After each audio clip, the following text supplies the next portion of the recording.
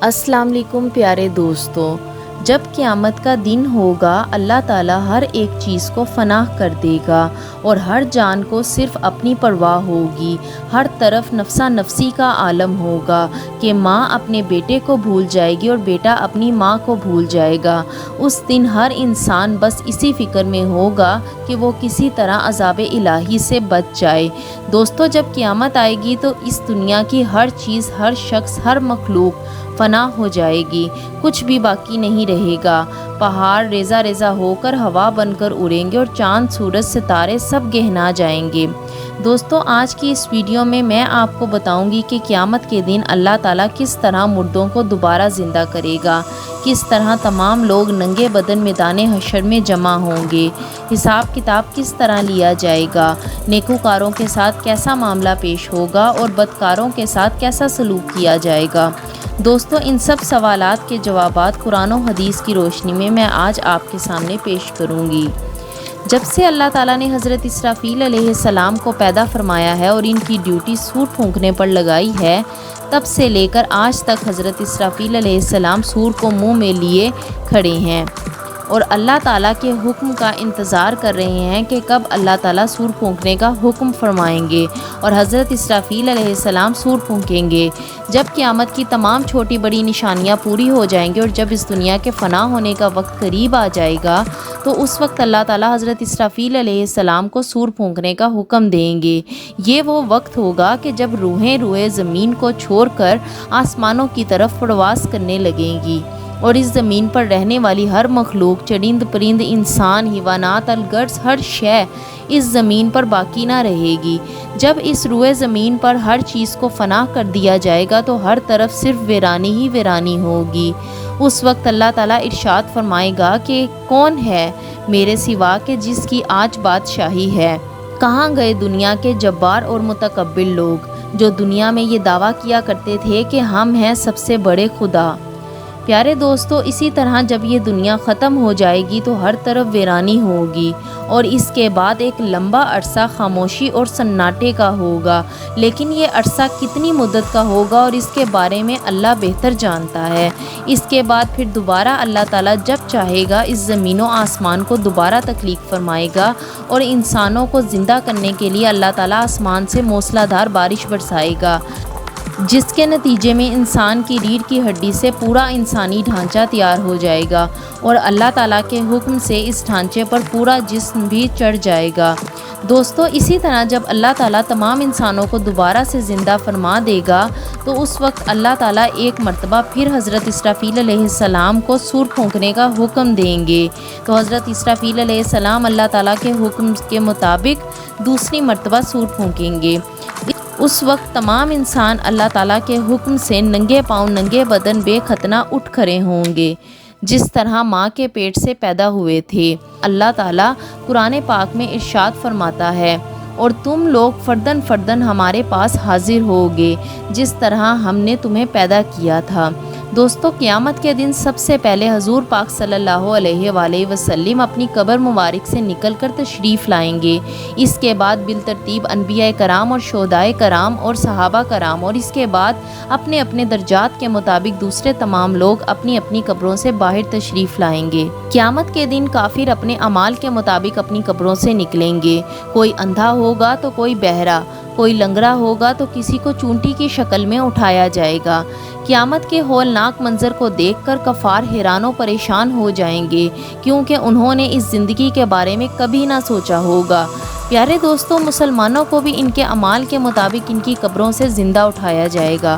گناہ گار لوگ جس حالت میں اس دنیا میں مریں گے اسی حالت میں اٹھائے جائیں گے، یعنی جو زنا کرتے ہوئے مرا وہ زنا کرتے ہوئے کی حالت میں اٹھایا جائے گا، یعنی جو شراب پیتے ہوئے مرا وہ شراب پیتے ہوئے کی حالت میں زندہ اٹھایا جائے گا، اور جو گانے گاتا ہوا، بےہودگی پھیلاتا ہوا مرا وہ اسی حالت میں اٹھایا جائے گا۔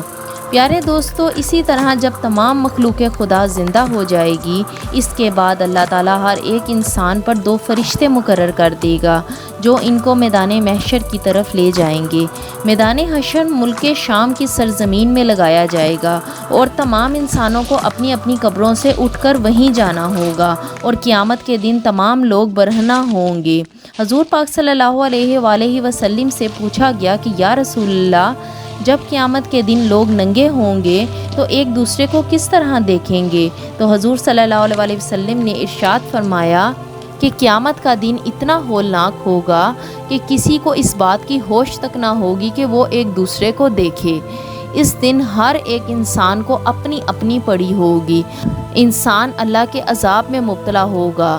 دوستو، قیامت کے دن سب لوگ اپنے اپنے اعمال کے مطابق میدان حشر میں پہنچیں گے۔ اس دن اللہ تعالیٰ کی تمام مخلوق خوف کی حالت میں ایک ہی منزل کی طرف رواں دواں ہوگی اور وہ منزل میدان محشر ہوگا۔ اس دن کسی کو سر اٹھانے کی اجازت نہ ہوگی۔ اس دن ہر ایک انسان کو اس بات کا احساس ہوگا کہ آج حساب و کتاب کا دن ہے۔ آج اپنی زندگی میں کیے گئے تمام کاموں کا حساب ملنے والا ہے۔ جب تمام لوگ میدان حشر میں جمع ہو جائیں گے تو اس وقت یہ اعلان کیا جائے گا کہ اے مجرموں، آج کے دن الگ الگ ہو جاؤ۔ اس دن تمام لوگ الگ الگ گروہوں میں تقسیم ہو جائیں گے۔ اس دن کافر اور مشرک لوگ اس دنیا کے اندر جس جس چیز کو اپنا خدا مانتے تھے، جس کی پوجا کیا کرتے تھے، وہ اسی گروہ میں شامل ہو جائیں گے۔ دوسری طرف ایمان والوں کو ان کے عقائد اور اعمال کے مطابق الگ الگ گروہوں میں تقسیم کر دیا جائے گا۔ دوستو، یہ منظر انتہائی ہولناک ہوگا۔ سورج 1 میل کی دوری پر ہوگا اور آگ برسا رہا ہوگا اور تمام لوگ اپنے اپنے اعمال کے مطابق اپنے پسینے میں ڈبکیاں کھا رہے ہوں گے۔ پیارے دوستو، قیامت کا یہ خوفناک دن 50,000 سال کا ہوگا اور لوگ بھوک اور پیاس کی شدت میں 50,000 سال تک کھڑے رہیں گے۔ ذرا سوچئے کہ یہ منظر کتنا ہولناک ہوگا۔ لوگ اس آگ اور عذاب سے تنگ آ کر اللہ تعالیٰ سے عرض کریں گے کہ یا اللہ، جلد ہمارا حساب کتاب شروع کیا جائے اور اس عذاب سے چھٹکارا دیا جائے۔ وہ لوگ کہیں گے کہ یا اللہ، ہماری اس عذاب سے جان چھڑا، چاہے ہمیں جہنم میں ہی ڈال دے۔ اس کے بعد تمام لوگ تمام انبیاء کرام سے ہوتے ہوئے حضور صلی اللہ علیہ وآلہ وسلم کی بارگاہ میں حاضر ہوں گے اور آپ صلی اللہ علیہ وآلہ وسلم سے عرض کریں گے کہ یا رسول اللہ، آپ اللہ کے حضور ہماری سفارش فرمائیں کہ اللہ تعالی ہمارا حساب کتاب جلد شروع فرمائے اور اس مصیبت سے ہماری جان چھڑوائیں۔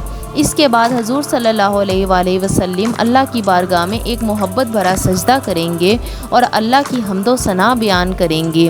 حضور صلی اللہ علیہ وآلہ وسلم کے اس سجدے کو دیکھ کر اللہ تعالیٰ کی رحمت جوش میں آ جائے گی اور اللہ تعالیٰ اپنے محبوب سے فرمائیں گے کہ اے محبوب، اپنے سر کو سجدے سے اٹھائیں، آپ جو مانگیں گے آپ کو عطا کیا جائے گا۔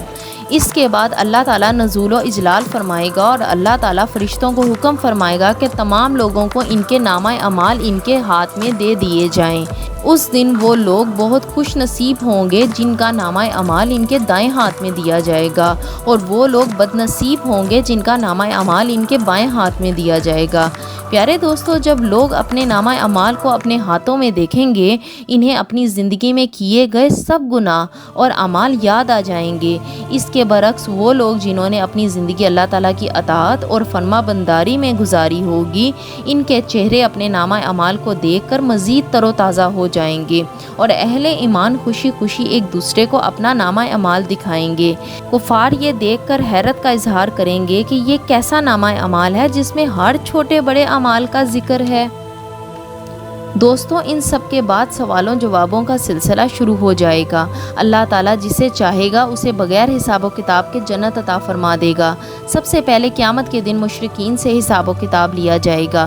اللہ تعالیٰ مشرکین سے پوچھے گا کہ تم لوگوں نے شرک کیوں کیا؟ پھر مشرکین قیامت کے دن انکار کر دیں گے کہ ہم نے شرک نہیں کیا۔ بالآخر مشرکین کے جسم کے اعضاء شرک کی گواہی دیں گے۔ اس دن مشرکین کا شرک ثابت ہو جائے گا اور ان پر جہنم واجب ہو جائے گی۔ اس کے بعد منافقین کا حساب و کتاب لیا جائے گا۔ جب منافقین کی منافقت ثابت ہو جائے گی تو اللہ تعالیٰ ان کو بھی جہنم میں ڈال دے گا۔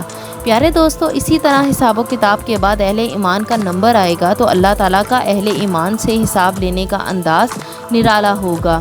اللہ تعالیٰ مومنین سے محبت کے ساتھ پیش آئے گا اور اللہ تعالیٰ نیکوکاروں پر اس قدر رحم فرمائے گا کہ اللہ تعالیٰ ایک مومن کو اپنے پاس بلائے گا اور اس پر اپنا فضل اور رحمت ڈال دے گا۔ اللہ تعالیٰ اس مومن سے پوچھے گا کہ کیا تم نے فلاں فلاں گناہ کیا تھا؟ تو وہ شخص اللہ کی بارگاہ میں اپنے گناہوں کا اعتراف کرتا جائے گا۔ اس وقت یہ مومن سوچ رہا ہوگا کہ اب تو میں ضرور ہلاک ہو جاؤں گا اور مجھے جہنم میں ڈال دیا جائے گا۔ اس وقت اللہ تبارک تعالیٰ کا دریائے رحمت جوش میں آئے گا اور اللہ تعالیٰ فرمائے گا میں نے دنیا میں بھی تیرے گناہوں پر پردہ ڈالا تھا اور آج بھی میں تیرے گناہوں پر پردہ ڈال رہا ہوں۔ اس کے بعد اللہ تعالیٰ اس مومن کو جنت میں بھیج دے گا۔ پیارے دوستو، اسی طرح جب تمام لوگوں کا حساب کتاب ہو جائے گا تو اس کے بعد میزان سجایا جائے گا اور تمام لوگوں کے نامہ اعمال تولے جائیں گے، اور جن لوگوں کے نامہ اعمال میں نیکیوں کا پلڑا بھاری ہوگا تو ان لوگوں کو جنت میں داخل کر دیا جائے گا، اور جن لوگوں کے نامہ اعمال میں گناہوں کا پلڑا بھاری ہوگا تو انہیں جہنم میں ڈال دیا جائے گا۔ اور یہ وہ زندگی ہوگی جس میں کبھی کسی کو موت نہ آئے گی۔